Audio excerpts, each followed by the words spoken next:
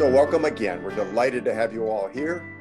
And myself and Michelle Lyons and Leonard Shimchak and Victoria Maryhart and Marcus Young are so excited to be offering these sessions to you.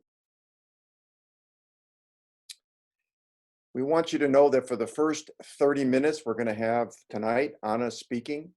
And at that time, we will stop recording. And Anna will go into Q&A with the participants, and we'll also give you a preview of what's happening next week, same time, same place. A little bit about Zoom etiquette. We're all becoming experts at Zoom by now, I think, most likely, but please keep yourself muted, and we'll help that for you until the time comes for the Q&A. If you have questions, of course, you can use the chat box or to greet each other. I see it's already being put to good use. All right. I think that's all we want to cover at this point. I'd like to introduce our speaker and leader tonight. That is my good friend, Anna Celestino. She's the founder of the Shift System, a 90-day group coaching program for transformational change. Anna and I together also did a workshop and are doing a workshop called the Heart Path, which is a weekend experience. It's very powerful, also transformational. Anna is an intuitive and has been helping navigate our evolutionary process for over 16 years with her monthly energy forecasts.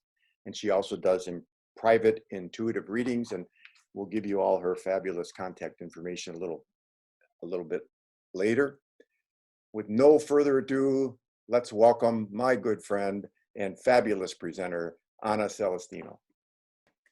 All right. Well, first of all, I'm so moved by seeing all the wonderful faces who are with us tonight. Some people I haven't seen in a really long time, so it's really great to be together. And I'm sorry it took a pandemic for us to all end up on a Zoom call together, but we're making the most of the situation, I guess. I had a feeling a few weeks ago that I wanted to help create a place where we could all gather together, a safe space for us to come together and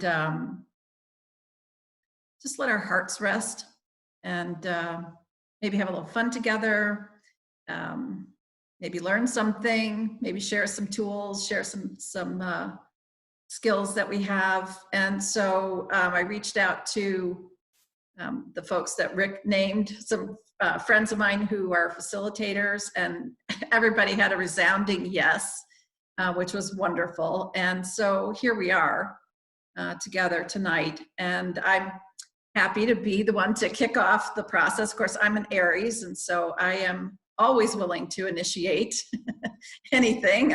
I'm willing to go first every time. So what I offered to do for the evening was to explore, well, back up. Some of you know that I do a monthly forecast, and I've been doing that for a long time. And what I do is I sit down at the beginning of the month or the end of the previous month, and I feel into the energy and kind of take a peek into it and see what's coming, what the energy looks like, what we can expect. All of my work, I would say, has to do with helping us to navigate this evolutionary process we're in called life. And so by being able to just look a little bit ahead, I like to say it helps us to sort of ride the waves and avoid the pitfalls. So I thought what I would do tonight is I want to pose a question to all of you, and we can start generating the field that we want to work in together. And then I'll see about doing some sort of reading together and see what we get about these times that we're in that are quite extraordinary. So the question that I have for you is, what's the biggest question you have on your mind right now about these times? What's the biggest question? Might have to do with money, might have to do with time frame, might have to do with politics. I don't know. What's the biggest question that you have about these times right now?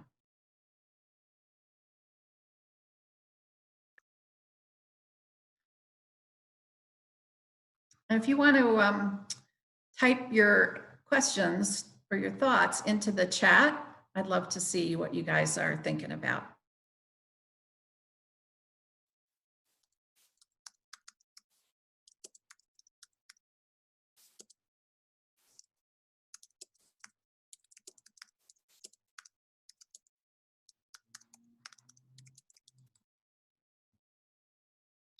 How long will it last?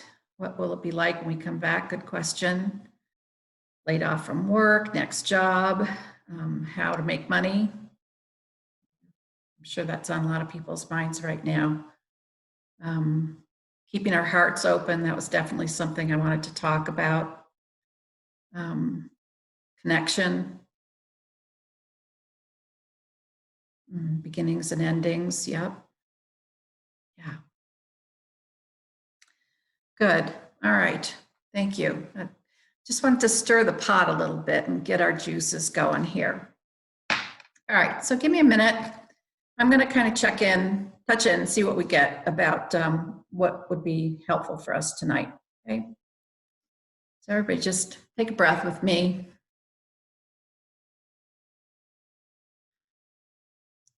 Usually when I start my monthly reading, the first thing I get is a feeling. So as I touch into the energy around this event that we're experiencing together, the first feeling that comes up is fear. And so of course, you know, there's so much fear that on one level or another, we're all experiencing because there's so much uncertainty. We're facing something that we haven't experienced before. I put out an invitation for people about the emotional workout that we're going to do the last week of this series. You know, we're encountering things that we've never had to think about before. Luckily for a lot of us in this country, a lot of things, and then also just on a bigger scale. So the first feeling that I get when I touch into the energy for this gathering is that there's a lot of fear out there.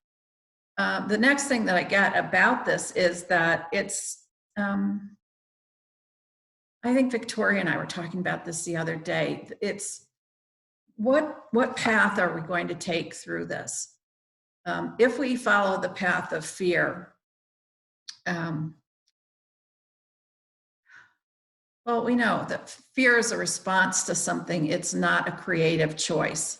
And so trying to navigate our way through this cycle from a place of fear is not going to lead us anywhere helpful. Okay. The challenge, this is not the thing I wanted to talk about tonight because it's one of the hardest things for me, but the challenge, I think, in this time is really about having an open heart. And somebody mentioned that in their thoughts, in their question. I think that we've been so careful with our hearts. We've been so vigilant about protecting ourselves, and what's required now is to be open-hearted. And it's funny, I put a post out on Instagram, and it's the post that I put out that's gotten the biggest response, and it was, "What once was closed must now be open." And so I'm going to keep reading because I'm not sure how this fits into the bigger picture of what we're working with. I do know that we're in the midst of a global transformation, and I think that the process that we're in is about us deciding collectively who we're going to be, how we're going to live on this planet, how we're going to use the resources that we have, and who we're going to be as a species. I mean, who are we going to be? And so I guess the part about becoming more adept at moving through these days with our hearts open is a part of navigating our way through and out of this. So what does that mean in our day-to-day lives? You know, feet on the ground. I think it's a matter of, well, let me back up. In the shift system, we talk a lot about transformation. And the way that we look at it is that there are a couple things that you need for transformation. One is pressure, and one is a container to hold the pressure. So right now, let me know, do you think there's enough? Do we have enough pressure? You know, yeah, I think we've got enough pressure going both individually and collectively. We are set for pressure. Then for transformation to occur, it's almost like we have to turn things inside out. We have to come all the way through something. So I always use the example of take a pan of water and you turn up the heat, and before long, it's going to transform into steam. Okay, so that's transformation. It's going from one form into another, and you still take part of what was originally there, but it takes on a different form. So what we're looking for is a transformation about who we are and how we're living. And so here we are with this enormous pressure that's going on globally and individually, and then we need the container to hold the pressure so that it can things can transform. And so what's happened, everybody's been isolated to their own containers. Okay, you go home and shut the door and stay in there and let the pressure build. Okay, is that happening for anybody? Is anybody experiencing a little bit of pressure by being isolated? Yeah. Okay, so we've got our individual containers for the pressure to build, and then we've got the planet is another container for something to transform globally. The reason that I went through all of that is to talk about we have this dual process happening. We have the process of us having the opportunity to transform individually, and then the opportunity to transform collectively. So individually, what I've noticed is that usually what happens when the pressure starts to build in your container, you start to find the cracks in the container. It's like, oh, that's uncomfortable. Oh, I wish I wasn't feeling this right now. So, you know, I'll just, you know, put it all out there and say, you know, for me right now, one of the cracks in my personal container has been being single during this time. It's very, you know, that it's like, wow, I have really had to stop and look at my priorities over the last while, what I've been valuing. It's an opportunity for me to transform, to change, to heal that part of myself. You know, I could say closed heart, you know, protecting my heart. I've been very careful since my divorce umpteen million years ago, right? So we all have an opportunity to experience I mean, our cracks are being made very visible, painfully visible right now. It might be fear around money. It might be self-doubt. It might be, I don't know, you think about it. You probably can think of, you know, where you're seeing cracks right now in your container.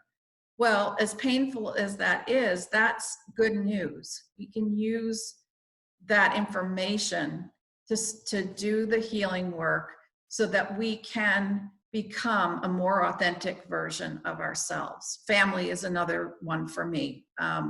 You know, I have realized that in order to participate in my family, I've not been authentic. I haven't been myself. I've, you know, squished myself into different forms to be able to play a part in that dynamic. And I realize now as the cracks come up around that, that's not okay. I need to be myself. I need to be authentic in my expression. So as we go into the second half hour, we can talk a little bit more about, I'd love to hear from each of you about, what cracks are you seeing? And, some of the questions that you put in there, I think have to do with that. So I want to just take a few more minutes from there. Then let me go back into seeing what else is wanting to come in tonight. So, okay, coming back to love. So this is the thing.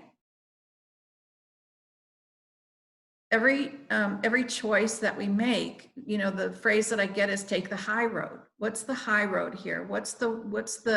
It's funny, I was watching Frozen 2 the other night, and Anna says, just do the next right thing.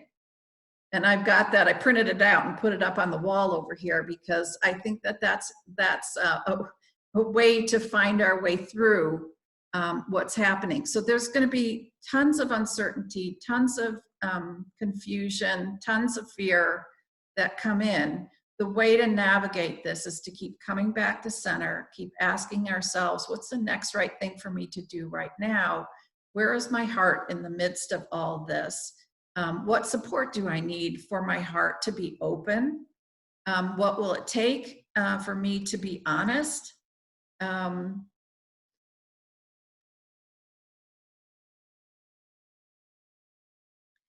I think that in that, I don't know about you guys, but for me, I keep trying to find moments of peace in the midst of this. Where's the peace? Where's the calm? Where can I rest in the midst of this chaos that's happening, this uncertainty, this thing that's much bigger and completely out of our control in a lot of ways? How do I get back to that peace? And again, I think it's that open heart. It's that willingness to be vulnerable, to say how we feel. I just think that the walls that we built, the walls that, other people have built, the walls will not do anymore. The walls are not serving us. And I think we see from this pandemic, it's like there are no walls. There are no walls here. This virus has reached every corner of the world. There's nothing stopping it at this point. It doesn't care about boundaries, doesn't care about countries, doesn't care. It's showing us that we're all connected, we're all one.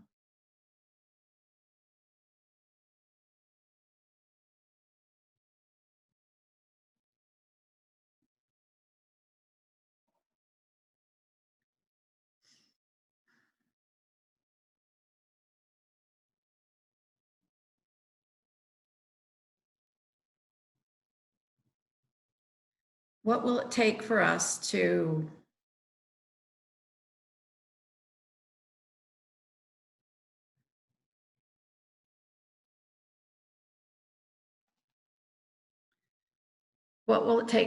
to experience that unity?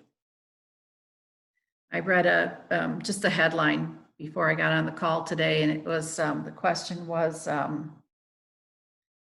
what was it? I think it was something like, will we ever see a world, a Bernie Sanders world? Will we ever see where people are, taken care of, where there's enough health care for everybody, there's enough food for everybody, there's enough work for everybody? These are not small issues. These are big issues, but how do we get to them? How do we solve those problems? We can put it in the hands of the politicians, but I don't really think that it's going to resolve in that way.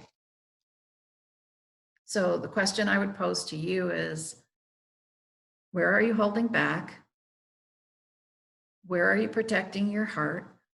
Where have you been afraid to let yourself be vulnerable. What's the next right thing for you to do in terms of living a more authentic life for yourself?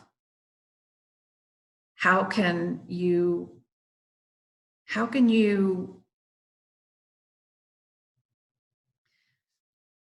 stop being afraid, living the life that's the smaller life maybe that we've been living? It's funny, I'm a Star Trek fan, and I think about in the Star Trek world, their history is that they went through a global crisis and they came out better people. And it's like, I want that for us. I want us to come out of this global crisis better people. I want us to have more elevated morals. I want us to be evolved in terms of how we walk on this planet and how we care for one another. So what's the next right step for you in helping us get there?